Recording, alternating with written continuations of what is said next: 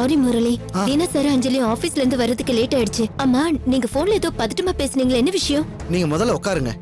என்ன? உட்காருங்க சொல்றேன். இன்னைக்கு பார்த்திபனை பத்தின ஒரு முக்கியமான உண்மை தெரிஞ்சிருச்சு. என்ன உண்மை முரளி? நம்ம விஸ்வாவோட அம்மாவை சந்திச்சதுக்கு அப்புறம் பார்த்திபன் எங்க போறான், என்ன பண்றான், யார் யார மீட் பண்றாங்கறத நான் ஃபாலோ பண்ணிட்டு இருந்தேன். அப்படி இன்னைக்கு நான் அவனை ஃபாலோ பண்ணி போகும்போது அவன் டாக்டர் வேஷத்துல ஜிஹெச்ல ஒரு பெரிய கிரிமினல் மீட் பண்ணான்.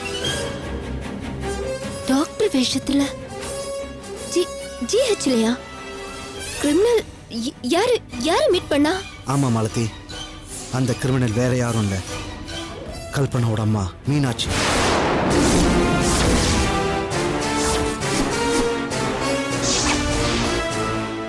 என்னது? மீனாட்சியா? அவ எப்படி அங்க? அவ ஜெயில தானே இருக்கா? ஆமா மாலதி, ஜெயில தான் இருந்தாங்க. ஆனா ஜெயில இருக்கிற கைதிகளுக்கு ஏதாவது உடம்பு சரியில்லைன்னா ஒண்ணு அவங்கள போலீஸ் ஹாஸ்பிட்டல்ல சேர்ப்பாங்க, அப்படி இல்லைன்னா ஜிஹெச்ல தான் சேர்ப்பாங்க.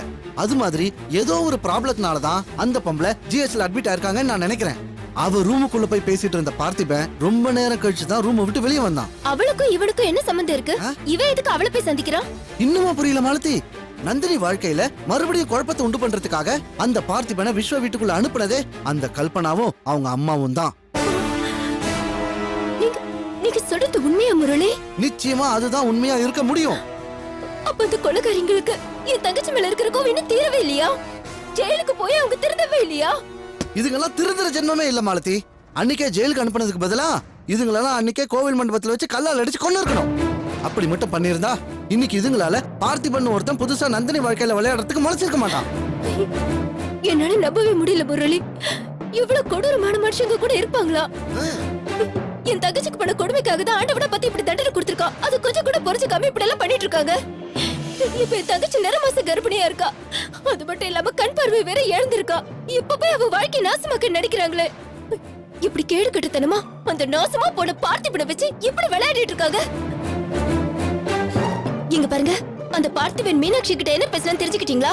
இல்ல மாலதி, சரியா தெரியல. அந்த சமயம் பார்த்திபன் வெளியே வந்தான். அப்போ நான் அந்த வார்டு கிட்ட போனேன். ஆனா அங்க 2 கான்ஸ்டபிள்ஸ் வெளியே நின்னுட்டு இருந்தாங்க. அதனால என்னால உள்ள போக முடியல. அப்போ சும்மா நான் ஒரு போன் வந்த மாதிரி அங்க பேசிக்கிட்டே போனேன்னா ஒரு நர்ஸ் மெடிசன் எடுத்துக்கிட்டு உள்ள போனாங்க. அவங்க கதவை திறந்த கேப்ல தான் நான் மீனாட்சியை பார்த்தேன். ஆனா அவங்க என்ன பேசினாங்கன்னு என்னால கெஸ் பண்ண முடியல. வேற என்ன பேசிருப்பாங்க முரளி? அடுத்தடுத்து எப்படி நந்தினியோட வாழ்க்கை நாசம் பண்ணு திட்டம் போட்டுட்டு இருப்பாங்க. கண்டிப்பா அதுவா தான் இருக்கும். ஆனா எனக்கு ஒரு விஷயம் மட்டும் இன்னும் புரியல மாலதி. அந்த போட்டோஸ்ல பார்த்திபன் கூட நந்தினி எப்படி? கொலையே பண்ணி துணிஞ்சு உங்களுக்கு இப்படி திருட்டுத்தனம் பண்றது என்ன கஷ்டமா? இப்பதான் உலகம் என்னன்னு கண்டுபிடிச்சு வச்சிருக்கேன். இருக்கலாம் மாலதி. எனக்கு என்னமோ அந்த பார்த்திபன் இந்த போட்டோஸ்ல தான் ஏதோ டெக்னிக் யூஸ் பண்ணிருக்கான்னு நான் நினைக்கிறேன். முரளி, அதெல்லாம் அப்புறம் பேசிக்கலாம். அந்த பாவிங்களை நம்ம சும்மாவே விடக்கூடாது. முதல்ல விஸ்வா கிட்ட இந்த விஷயத்தை தெரியப்படுத்தி ஆகணும். எனக்கும் அதுதான் தோணுது மாலதி. ஆனா நந்தினியோட நிலைமையை கொஞ்சம் யோசிச்சு பார்க்கணும் இல்லையா? அவங்களுக்கு எப்ப வேணாலும் பிரசவ வலி வரலாம். அதே நேரத்துல நாம இப்போ விஸ்வாக்கு தெரியப்படுத்தி அவனுடைய கோபம் நந்தினியோட பிரசவத்தை பாதிச்சிட கூடாது இல்லையா? இல்ல முரளி, விஸ்வா கிட்ட இந்த விஷயத்தை நம்ம தெரியப்படுத்தலைனாதான் நந்தினியோட பிரசவத்துல பார்த்திபனால பிரச்சனை வரும்னு எனக்கு பயமா இருக்கு. அப்படி எதுவுமே நடக்காம நான் பாத்துக்கிறேன் மாலதி. இப்ப நம்ம உணர்ச்சி வசப்படுறதை விட நிதானமா யோசிச்சு ஸ்டெப் எடுத்து வச்சோம்னா நந்தினிக்கு அது எல்லா விதத்திலயும் நல்லதா இருக்கும். அதனால நான் என்ன சொல்ல வரேன்னா,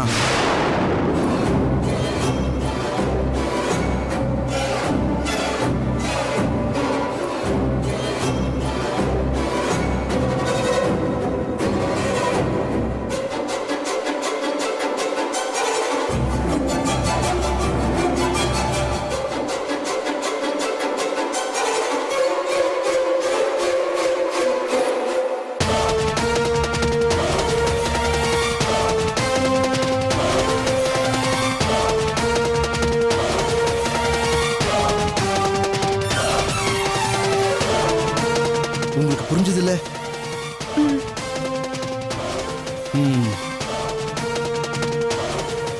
ஓகே.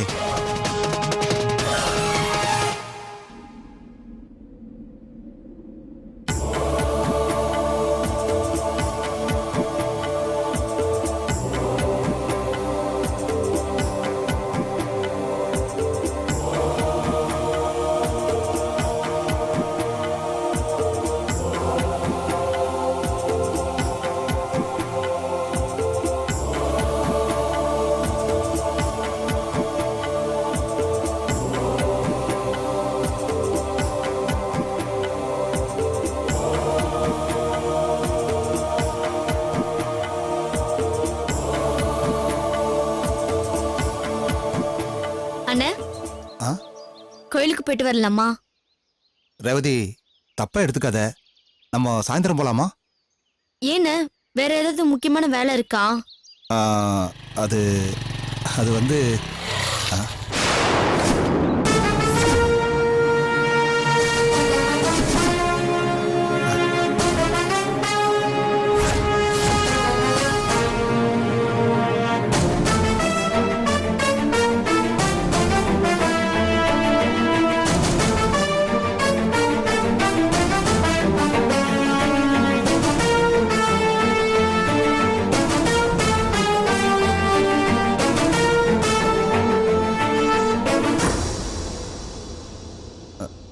வாங்க, உள்ள வாங்க. நில்லுங்க.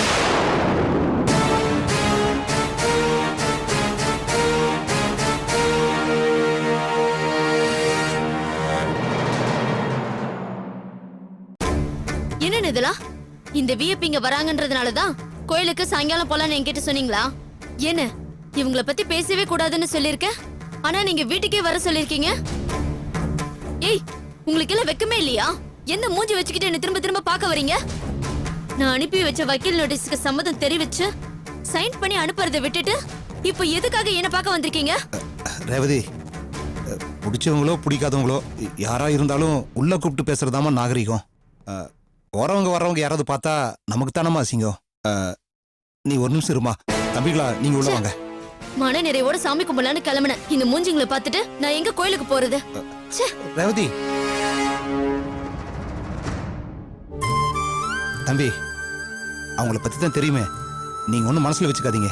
வாங்க, உள்ள போய் பேசுவோம். வாங்க வாங்க வாங்க தம்பி. ரேவதி, ரேவதி, ரேவதி, நான் சொல்றது கொஞ்சம் கோவப்படாம கேளுங்க. அண்ணே, தயவு செஞ்சு எதுவும் பேசாதீங்க. இதுக்கு மேல பேசுறதுக்கு ஒரு வார்த்தை கிடையாது. முதல்ல உங்களை வீட்டை விட்டு வெளியே போக சொல்லுங்க. நான் வீட்டை கழுவி விடணும். இருமா, இரு. நான் உங்ககிட்ட பேசியே ஆகணும்.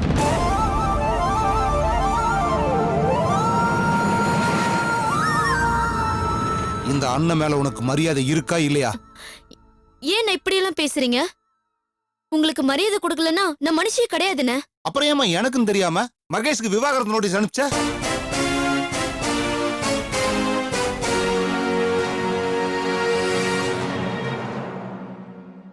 சொல்லு ரேவதி, எதுக்கு அப்படி செஞ்ச? அண்ணா, இன்னைக்கு இல்லைனாலும் என்னைக்காவது ஒரு நாள் இவனுக்கும் எனக்கும் டைவர்ஸ் ஆகதானே போகுது.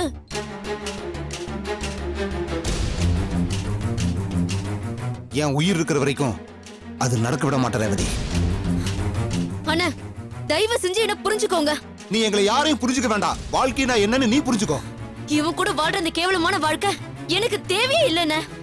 உங்களுக்கு வேணும்னா இவனுங்க உங்க முதலாளி பிள்ளைங்களா இருக்கலாம். ஆனா என்ன பொறுத்த வரைக்கும் இவனுங்க ஒரு கொலைகார கூட்டம். பாவம் பண்றதுக்குன்னே ராவு காலத்துல படைக்கப்பட்டவங்க. நிறுத்து ரேவதி. மாமா, மாமா, எனக்காக நீங்க ரேவதி கிட்ட ஏய். சண்டை போட வேண்டாம். என்ன? அவரு ஏன் அண்ணன்? அவர் என்ன அடிச்சு கொன்னாலும் சரி, நான் அதை சந்தோஷமா ஏத்துக்குவேன். எங்களுக்கு நடுவுல உன்னோட சமரசெல்லாம் ஒண்ணும் தேவையில்லை.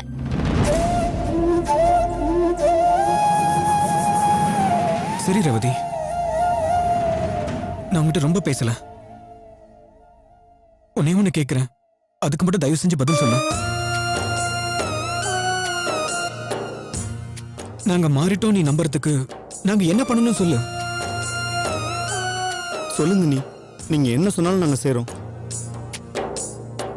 சொல்லு ரேவதி, நான் உயிரை விடணுமா? தம்பி, என்னப்பா என்ன இதெல்லாம்? இருங்க மாமா.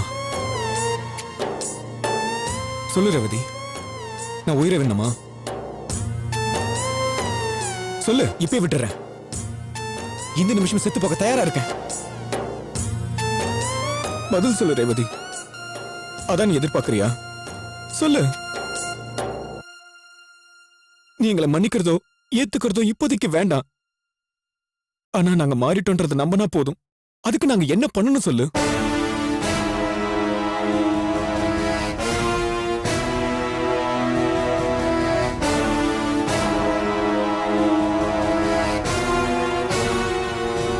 நான் என்ன சொன்னாலும் செய்வீங்களா? கண்டிப்பா செய்றேன். அப்படின்னா உங்களோட கம்பெனிஸ், பிசினஸ், வீடு, நிலம், காரு, பங்களா, நகை, பணம், அசையும் சொத்து, அசையா சொத்து, கணக்குல இருக்கிறது இல்லாததுன்னு உங்ககிட்ட இருக்கிற மொத்த சொத்தையும் ஏதாவது ஒரு ஆசிரமத்துக்கு எழுதி வச்சிருங்க.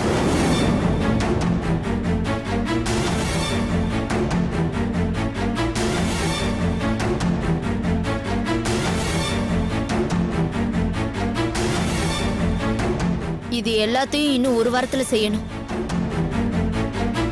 அதுக்கப்புறம் யோசிக்கிறேன் உங்களை நம்பலாமா வேணாமான்னு. இந்த சொத்தெல்லாம் எங்களுக்கு சுத்தமா வேண்டாம்.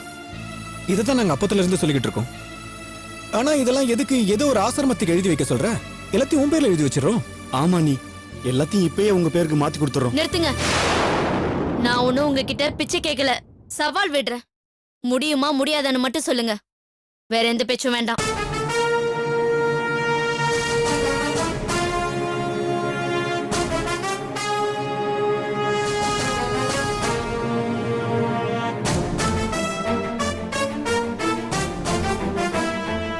வரமாமா.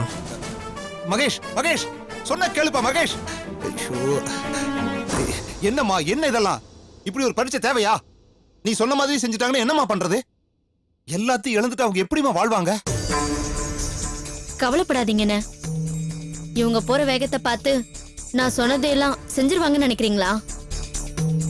இவனுங்க மாதிரி ஆளுங்க எல்லாம் காத்து இல்லாம கூட வாழ்ந்துருவானுங்க. ஆனா காசு இல்லாம வாழவே முடியாது. இது நம்மள விட அவனுங்களுக்கு நல்லாவே தெரியும். அதனால மொத்த சொத்துலயும் ஒத்த பைசாவை கூட இழக்க மாட்டானுங்க. இன்னும் ஒரு வாரத்துல உங்களுக்கே தெரிஞ்சிரும் இவனுங்க எல்லாம் மறவே மாட்டானுங்கன்னு. அதுக்கப்புறமாவது தயவு செஞ்சு என்ன தொந்தரவு பண்ணாதீங்க.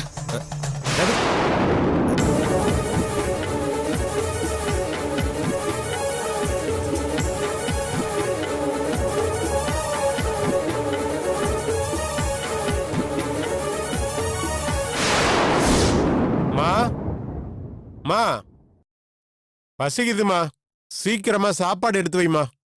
2 வண்டி வேற ரெடி பண்ணி 3 மணிக்குள்ள கொடுக்கணும். கஸ்டமர் வந்துருவாங்க. சாப்பிட்டுட்டு உடனே கிளம்பணும்.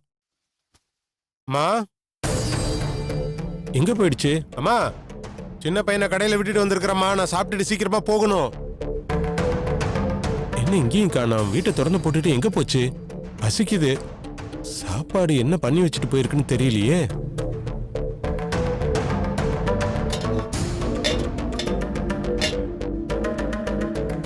என்ன இது சமைக்கவே இல்ல? எங்க போயிருக்கோம் சமைக்காம? அப்பா, கடையில நிறைய வேலை இருக்கு. சரி, ஹோட்டல்ல போய் சாப்பிட்டுட்டு வேலையை பார்க்க வேண்டியதுதான். சுந்தர், என்னடா சீக்கிரம் வந்துட்ட? லேட்டா வருவேன்னு நினைச்சேன். அதெல்லாம் இருக்கட்டும். சமைச்சு கூட வைக்காம நீ எங்க கிளம்பி போயிட்ட? நீ உருப்படியா செய்யறது ஒரே வேலைதான், அது ஒண்ணு மட்டும்தான். அதையும் விட்டுட்டு நீ எங்கம்மா போன? ஐயே, இப்ப எதுக்குடா கத்திக்கிட்டு இருக்க? சாப்பாடு தானே, சமைக்கலன்னா என்ன? தோ இருக்கு சாப்பாடு. என்னது இது? ஏன் என்னடா இப்படி கேட்டுட்ட? சிக்கன் பிரியாணி, சிக்கன் 65, பரோட்டா, காடை ஃப்ரை எல்லாம் உனக்கு தான். டேய், நான் சாப்பிட்டுட்டேன்டா. எனக்கு வயிறு ஃபுல்லா இருக்கு. இந்தாடா உனக்கு வைக்கிறேன். கை கால் அலம்பிட்டு வந்து சாப்பிடு. டேய், இரு. இது பாரு, நீ எப்ப பார்த்தாலும் இந்த கிரீஸ் கரப்பட்ட சட்டையவே போட்டுட்டு இருக்க. அதனால பளிச்சுன்னு இருக்கணும்னு 2 பேண்ட் சட்டை எடுத்துட்டு வந்திருக்கேன். நல்லா இருக்கான்னு பார்த்து சொல்லு. உனக்கு பிடிக்கலன்னா மாத்திக்கலாம். கடைக்காரன்ட்ட சொல்லிட்டு தான் வந்திருக்கேன். இந்த பாருடா. அப்புறம் 1500 ரூபான்னு நான் ஒரு 3 புடவை எடுத்திருக்கேன். 1000 ரூபாயில ஒரு புடவை எடுத்திருக்கேன். அதை நீ மாலதிக்கிட்ட கொடு. அவளுக்கு பிடிச்சிருந்தா அவ எடுத்துக்கிட்டோம். இல்லன்னா அதையும் நானே கட்டிக்கிறேன். என்னடா பாத்துக்கிட்டே இருக்க? நான் என்ன கதையா சொல்லிட்டு இருக்கேன்? இத பார், நீ கை கால் அலம்பிட்டு வந்து உட்காந்து சாப்பிடு. அப்புறம் இந்த துணிமணிலாம் பாரு. அப்புறம் நீ கடைக்கு போகணும்ல. இதெல்லாம் வாங்குறதுக்கு உனக்கு ஏது காசு? ஆரம்பிச்சிட்டான்டா. ஏன்டா திரும்ப திரும்ப அதையே கேட்டுட்டு இருக்க? சொல்லுமா. 3000 ரூபாய்க்கு மேல செலவு பண்ணி எனக்கு மாத்திரை மருந்தெல்லாம் வாங்கி கொடுத்த. அடுத்து உங்க குழந்தைய உன் பேத்தின்னு சொல்லி அதுக்கு Dress கொலுசெல்லாம் வாங்கி கொடுத்த. இப்ப இதெல்லாம் வாங்கிட்டு வந்திருக்க. இவ்வளவு உனக்கு எங்கிருந்துமா காசு வந்தது? கேக்குறேன் பார், கிறுக்க மாதிரி கேள்வி.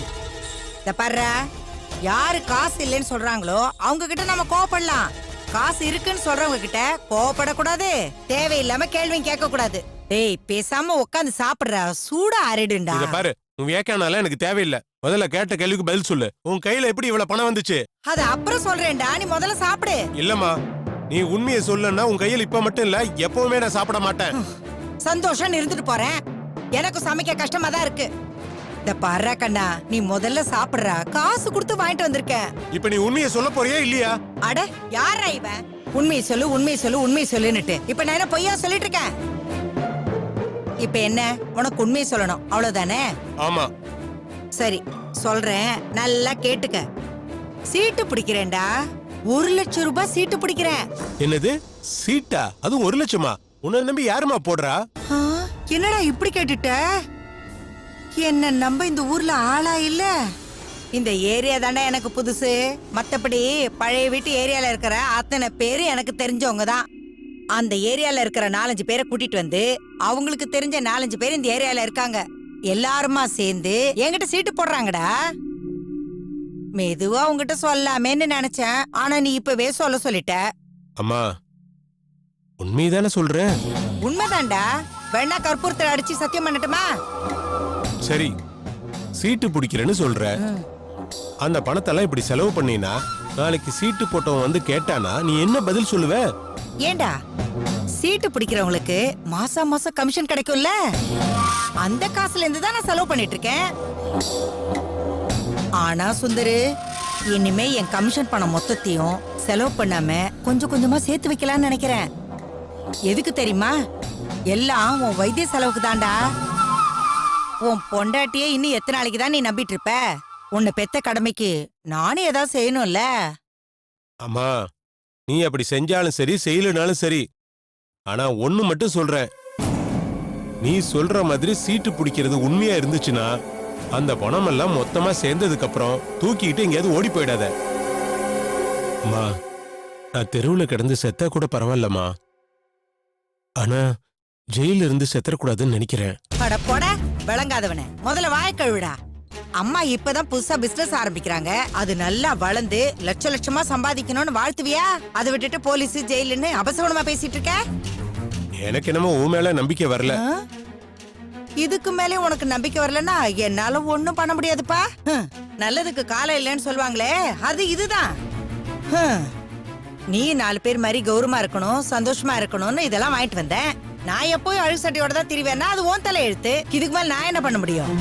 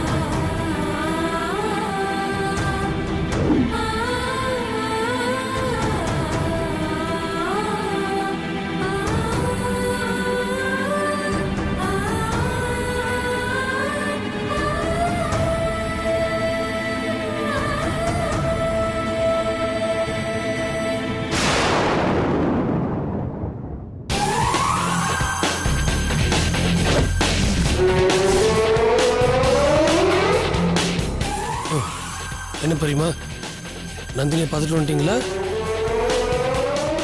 நீங்க ஊருக்கு போறது மட்டும் தானே சொன்னீங்க? அந்த பயம் இருக்கட்டும். அப்புறம் என் மனசு ஃபுல்லாக சந்தோஷமா இருக்கு. அதான் பசிக்கல. ஒரு கிளாஸ் பால் மட்டும் கிடைக்குமா? சரி, நானே காய்ச்சிக்கிறேன். நில்லுடா, நானே காய்ச்சி கொடுக்கறேன். ரொம்ப தேங்க்ஸ் பெரியமா. பெரியமா நல்லா கூப்பிடாத. அப்போ கிழவின்னு கூப்பிடுவா? உண்மையை சொன்னோன்னு எவ்வளோ கோவம் வருது பாருங்க. சரி, பாலை ரெடி பண்ணி வைங்க, நான் 2 நிமிஷத்தில் ரெடி ஆகிட்டு வந்துடுறேன்.